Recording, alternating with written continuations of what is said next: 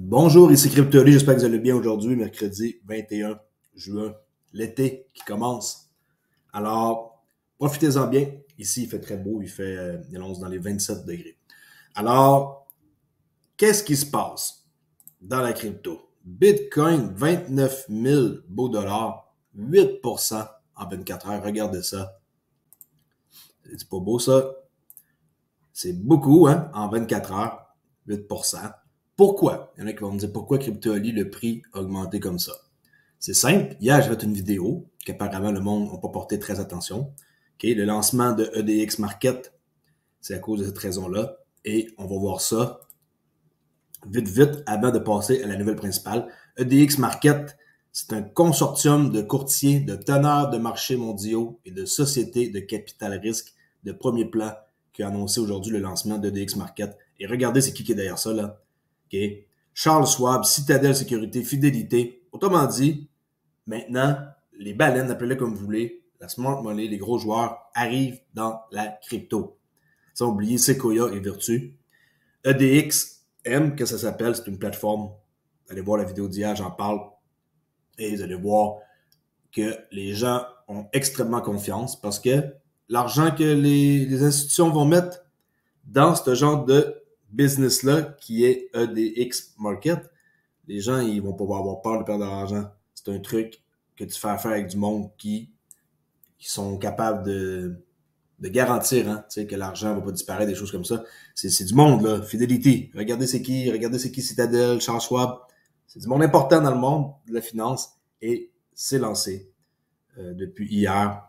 La plateforme, ils sont en train de ramasser en plus de capitaux pour pouvoir partir ça et trader. Il va y avoir 4 cryptos pour commencer. Là. Bitcoin Cash, Litecoin et un autre que j'oublie, qui est Ethereum.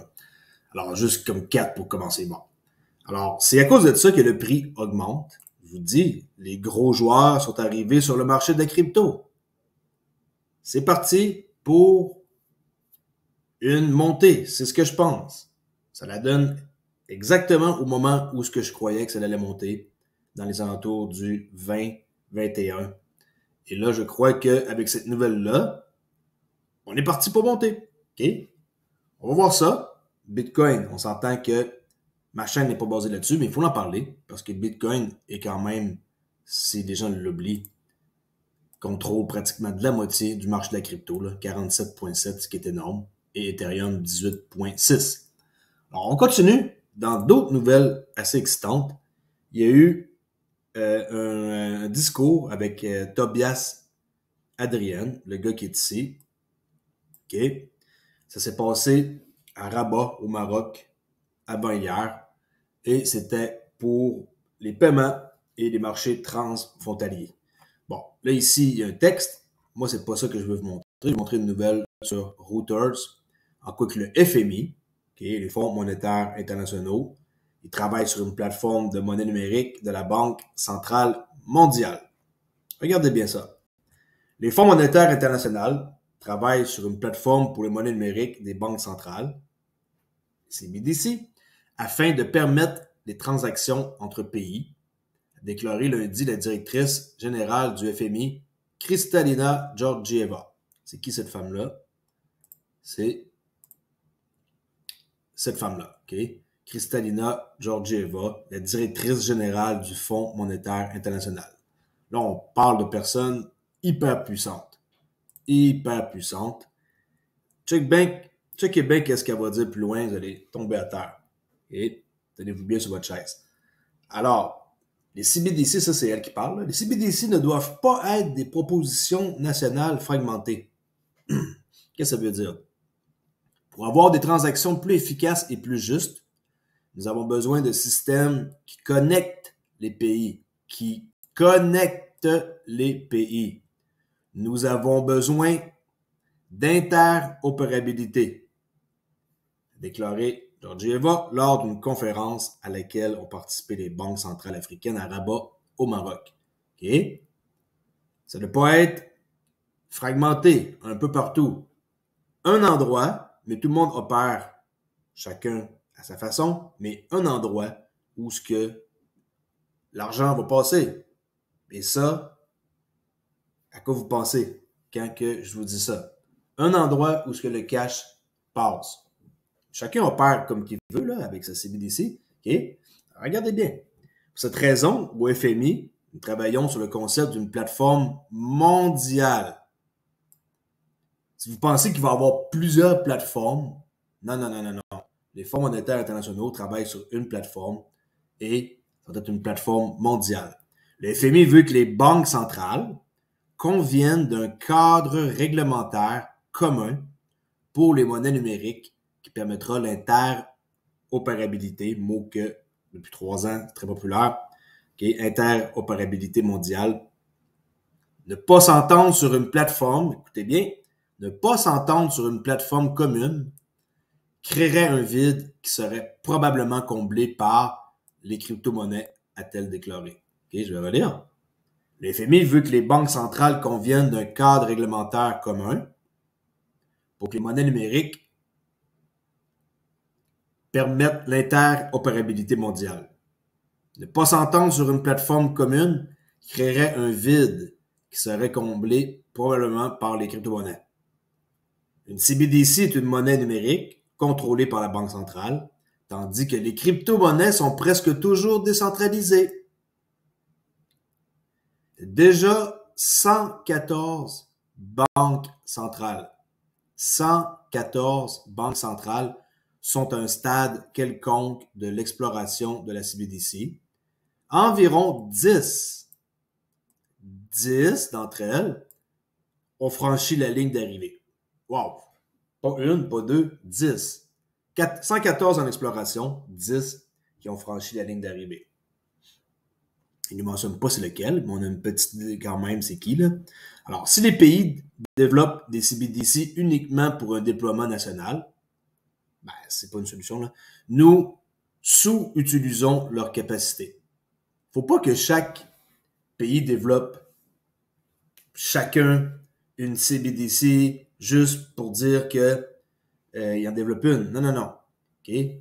Chaque endroit va avoir une monnaie numérique contrôlée par la Banque centrale et ça, bien entendu, dans un cadre réglementaire et il va y avoir une plateforme mondiale. C'est comme ça que c'est. Checkez bien les chiffres. Les CBDC pourraient également contribuer à promouvoir l'inclusion financière et à rendre les envois de fonds moins chers. On sait comment ça coûte pas cher avec Ripple, hein? A-t-elle déclaré, notant le coût moyen des transferts d'argent s'élève à 6,3%. 44 milliards de dollars par année pour les coûts moyens de transfert d'argent, ce qui est inacceptable. Alors ça va diminuer énormément. Georgieva, qui est la femme que je vous ai montrée ici tantôt, OK, cette femme-là, a souligné que les CBDC devraient être soutenus par des actifs. Actifs et a ajouté que les crypto-monnaies sont une opportunité d'investissement lorsqu'elles sont soutenues par des actifs. XRP va être soutenu par un actif. Voyez-le comme ça. OK? Alors, je répète, Georgieva a souligné que les CBDC devraient être soutenus par des actifs et ajouté que les crypto-monnaies sont une opportunité d'investissement lorsqu'elles sont soutenues par des actifs. Mais lorsqu'elles ne le sont pas, elles constituent un investissement spéculatif. Bien entendu. Par quoi qu'ils vont être soutenus? C'est qui va soutenir le XRP? Qui? OK? Pose des questions. C'est dans les commentaires, vous pouvez répondre. Moi, j'ai une bonne idée. Allez-y. Alors ça, ici, cette femme-là, très puissante. N'oubliez pas, directrice générale des fonds monétaires internationaux. Et elle parle avec la BIS, que je vous ai montré hier, Augustin Karsten. La BIS, s'il y en a qui ne savent pas c'est quoi, c'est la Banque des règlements internationaux, okay, le boss des banques centrales. Et là, ici, elle est la directrice générale des fonds monétaires internationaux. Tout ce beau monde-là sont en train de mettre en branle qu'est-ce qui s'en vient pour l'avenir financier. Puis, je suis surpris de voir qu'il y a autant de monde qui ne sont pas au courant de qu'est-ce que c'est le FMI, qu'est-ce que c'est la BIS, c'est quoi une banque centrale. Les gens, ils veulent pas s'informer, on dirait. Okay? Et là, on arrive dans les choses très, très, très intéressantes. Regardez bien. Okay? Le conseiller du FMI voit le pouvoir dans le grand livre mondial. Grand livre mondial. Le quoi, selon vous? Vous marquez ici, OK? Selon moi, le grand livre mondial va être basé sur le XRP Ledger. Partez pas en peur pour vous acheter du XRP là, aujourd'hui, là, parce que je dis ça, mais c'est ce que je pense. Et XRP fait du surplace depuis hier, à ma grande surprise, OK, ben, en 24 heures, presque 2%, mais regardez, tu sais, comme fait du surplace comparé à peu près tout ce qui monte, là. Il n'y a pas beaucoup de rouge, on s'entend. Est-ce que c'est en train d'accumuler sous les 50 centimes? Chiffre qui est quand même assez important, 50, hein, la moitié d'une pièce. Alors, est-ce que c'est en train d'accumuler pour mieux monter dans les prochains jours? On va voir. Mais Bitcoin, lui, il n'a pas attendu pour monter. Il est monté suite à la nouvelle d'hier que je vous ai parlé et au début de la vidéo avec EDX Market, avec les gros joueurs tels que Citadel, Charles Schwab, Fidelity, Paragim, Sequoia, Capital, Virtu, tout ce beau monde-là. Ils vont pouvoir faire affaire, les institutions avec eux. Et le grand pas est fait. Si vous pensez que BlackRock et compagnie sont pas intéressés, je l'ai dit, ils ont parti un fonds l'autre jour. Il y en avait déjà un. Là, ils ont parti un fonds. Leur fonds, maintenant, il est encore très accessible pour les gens qui veulent investir. Un fonds négocié en bourse. S'il y en a qui s'intéressent, j'en ai parlé un peu. Je peux mettre le lien dans la description là, s'il y en a qui veulent peut-être mettre juste de l'argent et laisser attendre et attendre que l'index monte en valeur. Il y a plusieurs types d'investissements. OK? Alors, on revient ici à mon grand livre mondial, parce que j'ai un petit peu bifurqué. Et regardez bien. Pas pour rien que j'ai mis un sourire ici, là. Vous allez comprendre, vous allez aussi sourire. Système multidevise. 100 nouveaux jetons. Pas besoin de créer un nouveau token, hein. Tout est déjà là. XLM, XRP, peu importe lequel. Vous en possédez un peu de chaque. Vous devrez être correct plus tard. Alors, je crois que la tarte va se partager. Il n'y aura pas juste comme une tarte pour une personne, là. Mais Ripple vont jouer, d'après moi, une très grosse partie de cette game-là. Il ne faut pas oublier Swift. Il ne faut pas oublier, il y a d'autres joueurs, hein. OK? Alors, le FMI suggère de développer des représentations numériques distinctes et standardisées pour les monnaies fiduciaires permettant l'interchangeabilité. Interopérabilité, interchangeabilité. Okay, c'est toujours ce genre de mot-là qui revient. Checkez bien ça. Selon la vision, les plateformes XC, que je ne connais pas exactement c'est quoi, là, c'est leur truc à eux, faciliteraient les transactions multidevises sans introduire de nouveaux actifs de règlement. Pas besoin de créer, par exemple, un nouveau euro, un nouveau... Tout est déjà prêt. Pas besoin de créer une nouvelle monnaie parce qu'on change le système, là. Tout est déjà là. Alors, les crypto-monnaies, y compris XRP, baby, ont été présentées comme une telle crypto-monnaie middleware. Middleware, OK? Je répète, selon la vision, les plateformes XC faciliteraient les transactions multidevises sans introduire de nouvel actif de règlement. Les crypto-monnaies, y compris XRP, ont été présentées comme une telle crypto-monnaie middleware.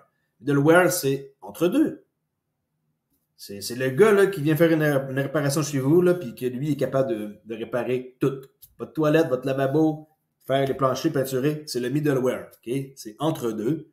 Et un homme à tout faire, c'est un peu comme XRP, c'est un homme à tout faire. C'est comme ça que je vois ça. Et il va être utile pour échanger à peu près n'importe quoi, incluant des NFT, incluant n'importe quoi. N'importe quoi. Vous avez du USD que vous voulez échanger. Dans le milieu ici, le XRP. OK. Il est là, le middleware. Et par la suite, on va dire que moi, je veux du dollar canadien. OK, qui va être un dollar de canadien numérique. Merci, bonjour, bye. Pas besoin de créer un nouveau dollar, pas besoin de créer. OK. Juste besoin d'avoir un intermédiaire ici qui est le middleware. OK, XRP, middleware. Simple à comprendre. C'est très, très simple à comprendre. Il n'y a rien de compliqué. Et tout ça sur une plateforme mondiale. OK. Le XAPL, c'est aussi simple que ça. Pas besoin de faire des dessins compliqués. J'ai du USD, je vais le changer contre du canadien, il n'y a rien qui change. le middleware et le XRP. C'est tout. Alors, les plateformes XC du FMI, des Fonds monétaires internationaux, permettraient plutôt aux utilisateurs de sélectionner librement les devises concernées. Tu prends ce que tu veux, tu n'es pas obligé de prendre mettons, ils vont avoir plus qu'une option. Ça le dit. Du USD, ça va rester. Du Canadien, ça va rester. Du franc suisse, ça va rester. Tout ça, ça va rester. Pourquoi ça disparaîtrait? Ça ne change rien. Là. Ils ne vont pas créer... même s'il y avait, mettons, le IUSD, peu importe, je donne un exemple, ça reste pareil du USD. OK? Alors, ici, si je reviens à mon petit texte, les plateformes XC du FMI permettraient plutôt aux utilisateurs de sélectionner librement les devises concernées. Okay? Alors, l'utilisateur, lui, il est libre de choisir qu'est-ce qu'il veut, tandis que les banques centrales garderaient le contrôle. Bien sûr qu'ils vont garder le contrôle sur les réserves. Et les réserves, on en a pas mal avec le XRP. C'est pas ça qui manque. Et il y a aussi un compte escroc que ça, je ne sais pas qu'est-ce qui va se passer s'ils vont utiliser ça, par exemple, pour la réserve. Peut-être que c'est ça la solution. OK? Alors, les banques centrales, comme qui ont toujours été avec les autres personnes avec qui ils font affaire, ils vont juste comme contrôler comme la réserve, puis distribuer les montants aux banques. Banque centrale distribue aux banques. C'est assez simple à comprendre. Alors, puis l'utilisateur, nous, on va juste faire comme avant. On va choisir qu'est-ce qu'on veut. Et il n'y a rien qui change. Ça ne se verra même pas. N'importe qui va arriver dans ce nouveau système-là ne sera pas comme perdu. Ça va être pareil. Mais sur une plateforme mondiale. Alors, grâce à la programmation, les contrats peuvent être automatisés, comme c'est le cas avec les contrats intelligents. Et vous savez, les contrats intelligents, quand on log, mettons, notre compte MetaMask et qu'on fait un achat, puis là, il y a un contrat, on fait juste accepter la transaction. Alors, avec les contrats intelligents qui vont permettre des échanges de devises simultanés. On le sait comment c'est rapide, là, avec XRP, par exemple, en fonction de conditions de prix spécifiques. Cela élimine la nécessité pour les parties de divulguer des informations sensibles à un tenant de marché lors de la soumission de leurs ordres. Merci, bonjour, yes, plus besoin de faire confiance. Okay? Trustless, qu'on appelle trust, T-R-U-S, trust, lest, sans confiance. Alors, pas besoin. Quand j'achète, moi, là, quelque chose, là, en me connectant à mon portefeuille MetaMask et que je clique sur accepter, je m'en fous un peu, c'est qui est à l'autre bout, là. Ça fonctionne tout le temps. Bon, on s'entend que dans l'industrie, il faut faire attention. Okay, on a vu comment est-ce qu'il y a eu des personnes qui sont mal intentionnées avec des contrats qui sont pas corrects, là. Mais je vous parle de quand ils sont peut-être connectés à un endroit avec du monde qu'on peut faire confiance. Les dirigeants de cette planète-là qui contrôlent, ils vont pas nous fourrer. Okay, ils vont prendre leur cote comme tout le monde, puis ils vont prendre des petits frais multipliés par des milliards de transactions par année. Merci, bonjour. Mais trustless, sans confiance, des contrats intelligents. Plus besoin de personne. Ah, je le connais dessus. Ah, je sais pas à quoi il ressemble. Ah, on me dit du mal de lui. Pas besoin. Contrat intelligent est là pour enlever, désolé, là, l'humain pour un échange. Plus besoin vraiment d'avoir personne. Là. Quand on fait un virement Interact, hein, vous savez, c'est comme pratiquement ça, mais c'est pas comme très rapide. Là, ça va être rapide. En même pas 15 secondes, 5-10 secondes, vous allez avoir votre argent à qui vous voulez l'envoyer ou votre achat que vous allez faire ou, je sais pas moi, vous pouvez acheter n'importe quoi, là. Tout ce qui est permis d'acheter et que vous connectez un portefeuille intelligent et que vous acceptez, vous allez avoir qu'est-ce que vous aviez espéré avoir, puis ça va être juste trustless, okay, sans confiance. Pas besoin d'avoir une personne qui check ça, puis c'est qui, puis de où ce qui vient, ok? Vous comprenez? Alors, ça élimine la nécessité pour les parties de divulguer des informations sensibles. Je te connais pas, puis je vais pas te connaître, mais je vais faire affaire avec toi. En gros, c'est ça. En termes de gestion de l'information, les plateformes XC séparent les services de règlement et de non-règlement, y compris les contrôles de conformité. Cela garantit une répartition claire des responsabilités. Les pays conservent le contrôle comme ça a toujours été, des limites sur les avoirs et les transactions en devises étrangères, ainsi que sur le contrôle de conformité. Les pays vont tout le temps avoir le contrôle sur nous. C'est comme ça que ça marche. Alors, les systèmes CBDC nationaux pourraient se connecter au Grand Livre. Grand Livre, XRPL. OK?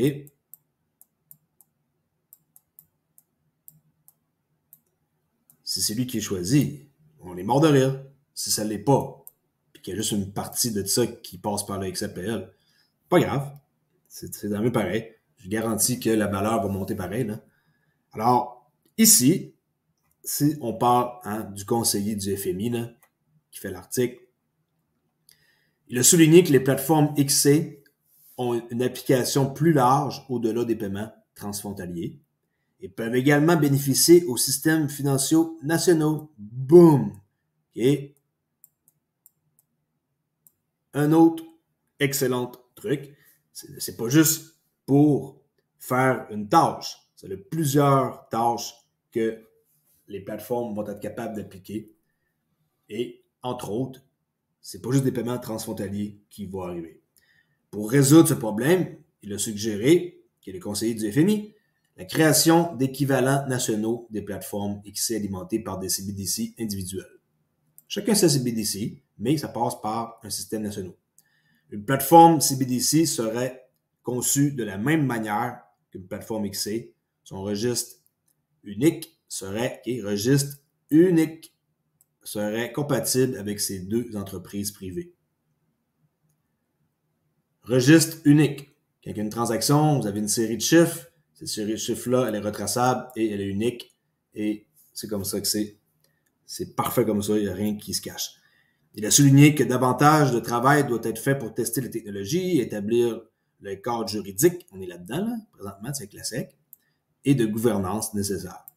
Les systèmes CBDC varient dans la mise en œuvre et les fondements technologiques, mais ils fonctionnent principalement sur des chaînes de blocs privées, contrôlées par des institutions gouvernementales.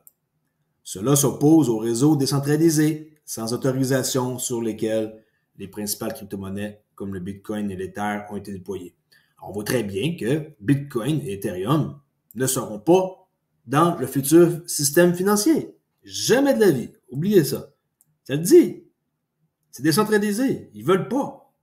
Les bigs là, de ce monde-là, ils veulent pas que ça soit décentralisé. Il faut que ça soit centralisé, contrôlé et tout.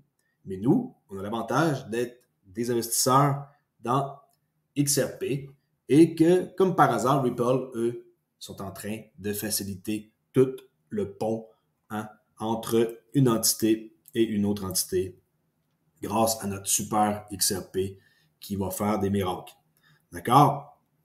Alors, pour finir, le FMI a précédemment suggéré que les réseaux privés de blockchain peuvent rendre les paiements et les règlements plus rapides et plus sûrs. Bien sûr, qui veut pas de la rapidité? Hein?